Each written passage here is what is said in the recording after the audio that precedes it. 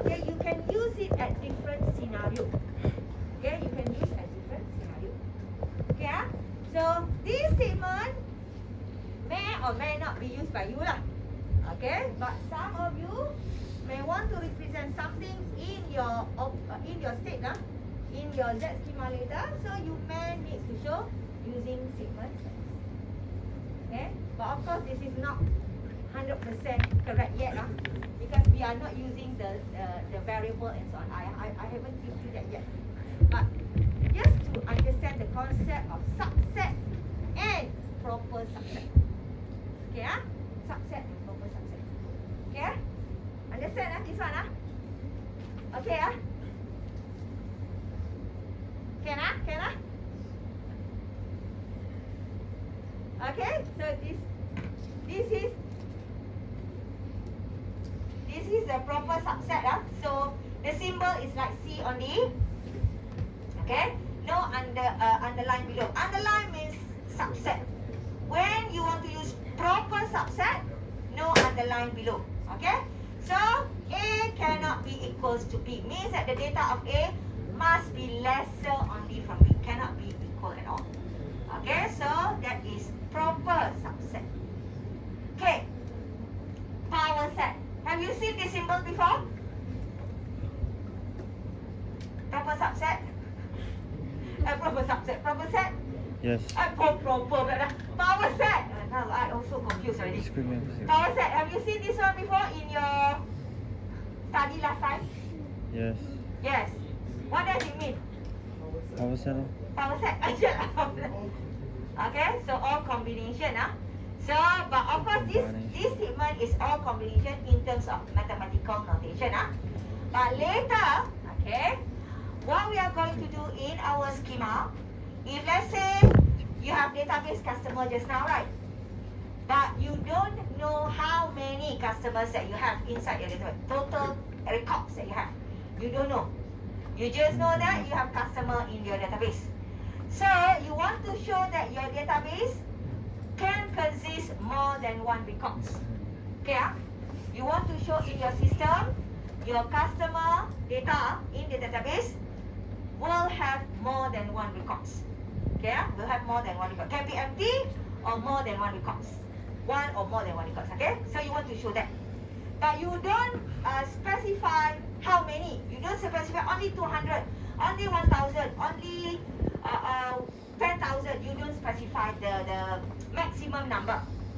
Okay, so if you don't want to specify the number, the most popular symbol that you need to use in your Z schema later is by using power set.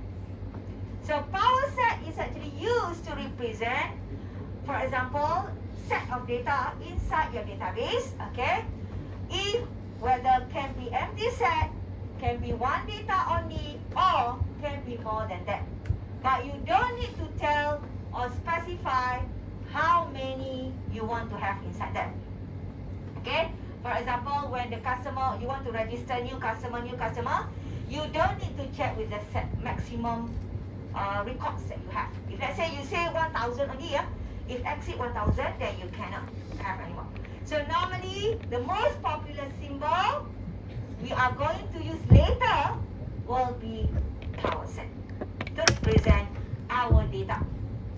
Okay, if you want to have, like just now I show you Allen City, there is more than one record already, more one data already. So to represent the data, okay, let's say I go to this one. Let's say this one, more than one data. So rather than I use this whole thing, I can show this as let's say more than one data. So how to show that? Actually, I can have name, my variable. I can put it colon. Name variable normally is small letter. I can use power set of something here. Let's say name. Name I haven't done yet. What is name here? Means that, okay, power set here is to show that many records. Okay, many records. Rather than I use this, okay, then I can have at this. Let's say I have name here. Is defined as this. Let's say I have this. Okay, then rather than I have this statement, then I can have, okay, so this is using variable now, a little bit of variable already, but don't worry how I declare later, we will see. But rather than you have a list of records there, listing for you inside curly braces, now later when you learn about variable declarations and so on, you just use the variable. Okay, but power set, I just want to explain about power set, is to represent empty set, one record or many records. Okay, so now I have many records here, so it's actually, you need to show by power set. Okay, by power set. Okay, so that is actually, later you will use something like this. You are not going to use like this, mostly. Because in your database, you may have many records. So you are not going to list one by one. Let's say you have 200, how are you going to list 200 here? So normally we are not going to use that. We are going to use variable to represent that. Okay? Yeah? So, power set, Another one, other than power set, is finite set. It's same as power set, same. The finite set is the same as power set. Just that finite set, normally some people want to use, let's say, seat inside the bus, for example. You have 40 seats. 40 seats. You know, every bus in your system can have 40 seats only, for example. Or classroom, for example, tutorial room. Each group maximum, your tutorial maximum 24. Maximum 24, each tutorial group. So if every bachelor tutorial group cannot exceed 24, rather than we use power set, we can also use finite set. Okay, because you know the exact only, you know the size only. You are not going to exceed from that. So you know the size, rather than you use power set, you can use finite set. But the concept is the same. Normally for me, I am lazy to think about that. Normally I will just use power set. So general, because power set is general for all. Okay? So if you feel that you don't like to use finite set, straight away you just use power set. Okay? So no need for you to worry about the size and so, because when you do system, okay, you want to have maximum, then you can do something else from that. Rather than use finite set, you can set a value, a maximum value. Okay, then you use that to do it. So you can use your variable power set. No need to use finite set.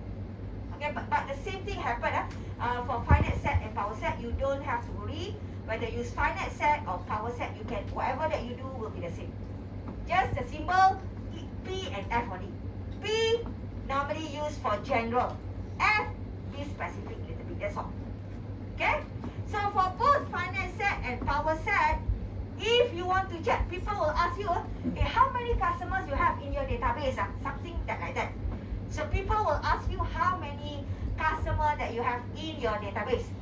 Because when you use power set, you don't know the number. When you use finite set, you may say 24, but does not mean that 24 in the database. You may have 22, for example. So you want to know the exact number of your records that you have in your database. So you can use what we call as cardinality. Okay, in your maths, I think you have bar and then number bar. I think that is the symbol that you used before. But in our Z schema, in order to show the size or the total records that you are going to have in your database, we call this as cardinality. The symbol will be hashtag symbol. Okay, so let's say I have set S just now. Let's say just now name, right? Ellen, all those things. So if you go to that, I will have, let's say, Ellen, how many? 4 or 5 records. So the answer will be 4 or 5 according to how many set that you have inside that. Okay, so let's say I have 1 to 4 here. The total will be 3. Okay, it's actually how many records that you have inside the set there. How many many data that you have inside that. Okay, so if you go to the just now, this one, let's say I use hashtag name. Okay, my answer will be 1, 2, 3, 4, 5, 6. So my answer will be 6. So that is cardinality. Okay, that is cardinality to show you how many records that you are going to have. Okay, so that is cardinality. Yeah. Okay, the next one, the next symbol, infinite set. Okay, this is the one that you have to remember, okay, to use with your number. Okay, so in Z schema, we are following the original spy Z. Okay, we need to use only 2 infinite set only. The rest we cannot use. The rest we cannot use. So we can only use either N or Z. Okay, N is actually 0 onwards, whereas Z can be positive or negative integer. Okay, other than that, let's say you have price 19 ringgit 50 cent, cannot show as decimal. Okay, you must show either N or Z only. You cannot use Q, you cannot use R or A and so on. Cannot. So remember, even though in our Microsoft Word there is Q, there is R and so on, the only 2 type or set that you can use to represent number will be N or Z only. So I will not see Q or R inside your schema later. Cannot see. So the only data, even though you have let's say weight or price, whatever, is all totally like decimal points, you cannot represent that. You have to think like integer only. Okay, so either N or Z only can be used. So this is infinite because like programming, you have the size, right? Decimal or whatever, you have to have long or whatever. So you need to declare that. But here, we don't care about the size. 1 million, 2 million, we don't care about that. We just say that it's infinite set, you can represent any numbers. Okay, so we don't care the maximum value, we don't care about the minimum value and so on. No. Okay, so we just say infinite set. So we don't care about the size because this is not the programming yet. This is not programming. So we will assume any numbers, integer number can be accepted in our system. Okay, decimal we cannot represent. Remember, only N or Z can be used in our schema. Okay, equality. Okay, this is the one that you want to compare, you want to assign, whatever. You use equal symbol only. Okay, no need to use double for comparing and so on. No need, just use equal. Not equal, you have to use, not equal means this one, this symbol, not equal. Okay, so you have to use this symbol to represent your statement inside your Z later. Okay, that is equal. Arithmetic operations, normally no problem.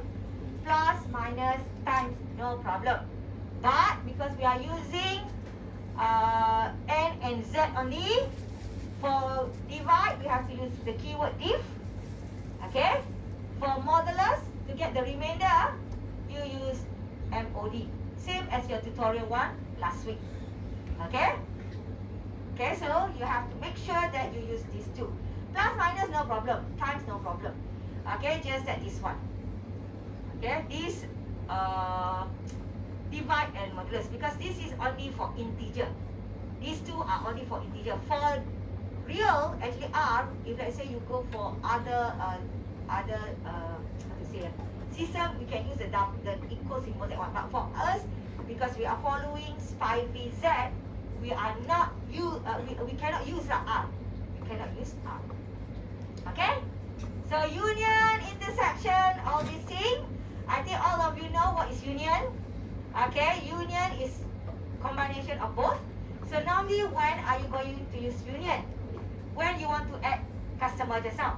Okay, you have 50 customer. Okay, so now you want to add another customer. The customer does not exist yet in your system. So you want to add the customer to become 51. So when you add the customer, you use union symbol. Okay, you want to add the customer, you are going to use union symbol. Okay, yeah? For the intersection, normally you want to show something that in your condition and so on. Let's say those who occupy the bed cannot be on the waiting list, right? Those who occupy the bed cannot be on the waiting list. So means that bed intersect with waiting list must be equals to empty set. You understand tak? For example, intersection bed So you can say also those who occupy the bed and intersection. Where is it? This one. And wait okay. Those who occupy the bed cannot be on the waiting list. So you can put equals to empty set. Okay? Understand tak? Those who occupy the bed and those who are on waiting list cannot intersect each other. So means that intersect each other equals to empty set. Okay? So this is another term This is, you can use intersection here Okay, you can use intersection. Okay So the next one is disjoint. This is the one of disjoint just now. Okay, where you have empty set. So we call this as disjoint set. Intersection also. So this is the one that I showed you just now, where those who are on the using or actually patient in the hospital okay, who occupy the bed cannot be on the waiting list So these two intersect must be empty set. We call this as disjoint set. Okay, so use intersection symbol also.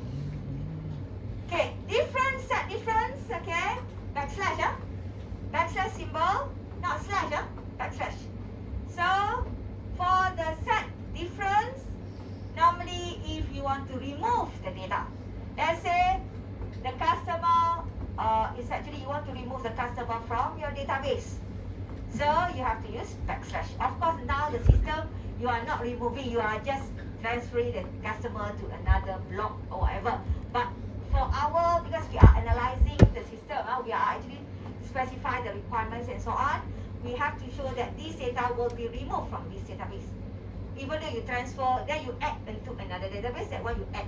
But you have to show that from here, you remove the data. So, how to remove? You use backslash symbol. Okay? Backslash symbol, set difference, to remove the data. Okay, So this one, just remember the symbol first. Okay, because this one, when you go for Z schema, all the symbol will come. All this symbol will come into. Complement, okay, is actually other than that. Okay, like similar like not and so on. So I seldom use, but it's up to your system But you can have complement other than that. It's like if here and not here, something like that. Not other than that Okay, so that is complement. So you can use, but this one I think seldom student will use this but you can use this in your Z schema. Okay, set comprehension. You have seen some a little bit in your tutorial last week, or you want to take a few minutes break Can continue, or you want to take a few minutes break? Okay, I'll give you a few minutes break. Then after that, I'll continue with set comprehension.